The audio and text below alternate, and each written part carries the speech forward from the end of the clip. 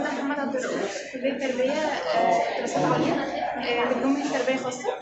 أنا دخلت أسرة طلاب من أهل مصر وأنا في فرقة أولى دكتور دعاء الشاعر. أنا يعني بصراحة بكن الأسرة دي كل الاحترام والتقدير لدكتور دعاء بالذات، لأن هي اللي عرفتني أصلا الأسرة دي في الأول، مش هي الرؤى بتاعتها. الأسرة اتعلمت منها حاجات كتيرة أوي، يعني اتعلمت إزاي أعرف أتكلم، إزاي آخد ثقة في نفسي، اتعلمت منها إزاي أستفاد وأفيد، مش بس إن أنا أستفاد بس، لا اتعلمت إزاي أفيد غيري. بخليني يعني بتبقى في فرصة إن أنا أشوف حاجات كويسة علمتني وخلتني أتعامل مع ناس جميلة جدا، وساعدتني دايما في معارفي سواء دكاترة أو طلبة أو عمل طوارئ، مشاركة حاجات كتيرة أوي.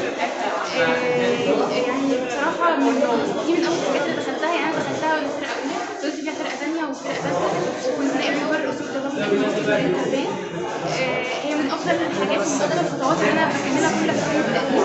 ودلوقتي يعني بفضلها بقيت موجودة في حاجات تانية كتير، يعني بفضلها لحد ما الحياة وبقيت نائب رئيس كلية التربية والقسم اللي فاتت.